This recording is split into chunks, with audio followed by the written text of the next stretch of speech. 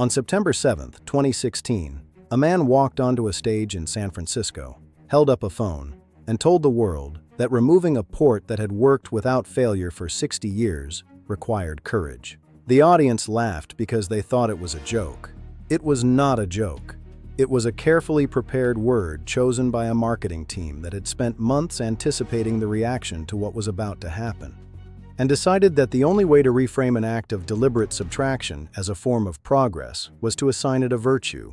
In your pocket right now, or in a drawer somewhere in your home, is either a phone without a headphone jack or a pair of wireless earbuds that you bought to replace the wired ones that stopped working when the port they needed disappeared. You paid for that transition.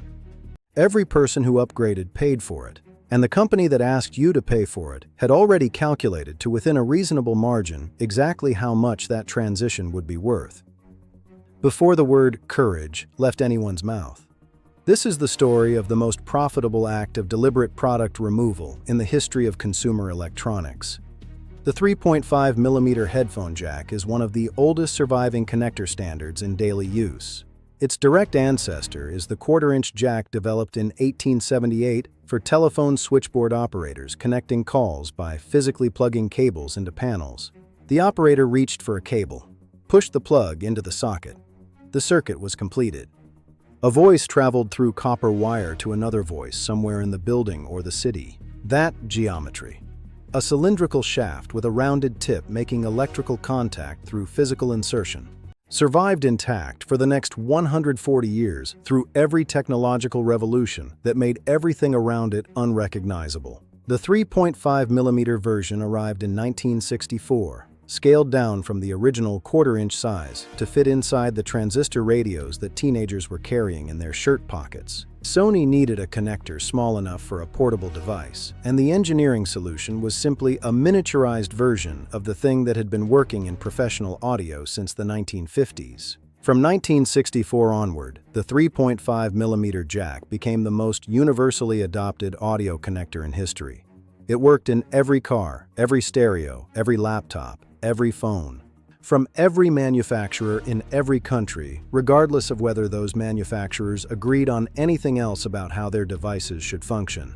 A pair of headphones bought in 1985 connected to a phone made in 2015 without a single incompatibility between them. This is what Apple called obsolete in 2016.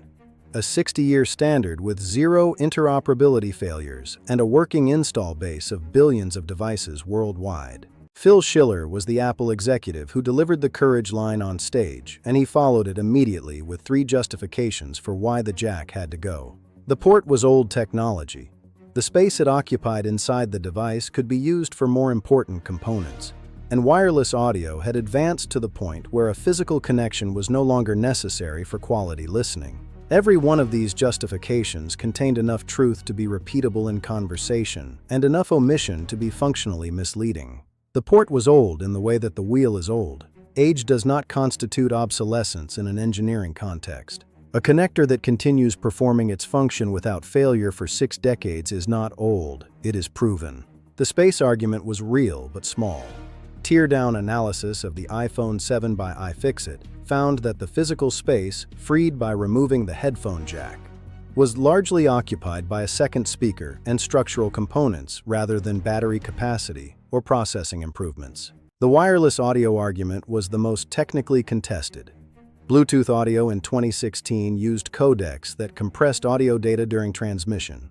The standard Bluetooth codec, SBC, produced audio quality that audiophiles and professional listeners found clearly inferior to a direct wired connection. Apple's own preferred codec, AAC, performed better, but still operated within the constraints of wireless transmission latency and compression that wired audio did not have. None of these 3 justifications mentioned the thing that mattered most. The same day Apple removed the headphone jack, Apple announced AirPods. Not weeks later, not months later in a separate product cycle. The same stage, the same presentation, the same September 7, 2016 event. A phone with no headphone jack and wireless earbuds available for purchase at $159 announced simultaneously. AirPods contained Apple's proprietary W1 chip. The W1 chip handled Bluetooth pairing between AirPods and Apple devices in a way that was seamless and almost instant. Pairing AirPods to an iPhone took seconds. Pairing any third-party Bluetooth headphones took a process that involved menu navigation and waiting and occasional failure. The W1 chip was not a generosity. It was a lock. It created a pairing experience so superior within the Apple ecosystem that buying a competitor's wireless headphones felt like a downgrade. Within 3 years, AirPods had become a $4 billion annual revenue line for Apple. By 2021, the AirPods business alone was generating more revenue than major tech competitors. By 2021, the AirPods business alone was generating more revenue than the entire companies of Spotify and Twitter combined. Underneath the space and obsolescence and wireless audio arguments was a mechanism that Apple never put in a press release. The Lightning connector that replaced the headphone jack as the audio pathway on iPhone 7 was a proprietary Apple technology. Every accessory manufacturer who wanted to make a Lightning-compatible product needed authorization from Apple's MFI program, a licensing framework that required hardware certification and royalty fees. The 3.5mm jack required no such licensing. Any manufacturer anywhere could produce a pair without a single dollar flowing to any port owner because the port had no owner. It was an open standard too old and too universal to be controlled by anyone. Lightning had an owner, and the owner collected fees.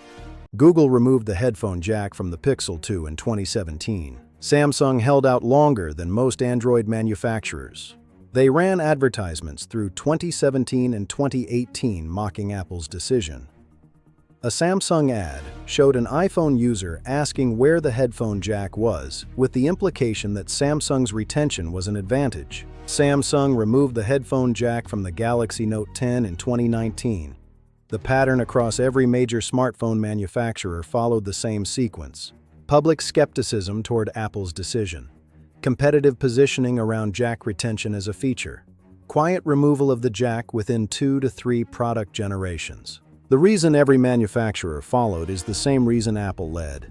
A device without a headphone jack has a simpler internal architecture. It achieves higher IP water resistance ratings more easily. It creates a hardware dependency on either the manufacturer's own wireless audio products or third-party Bluetooth products. What Apple called courage turned out to be a business strategy every major competitor eventually copied.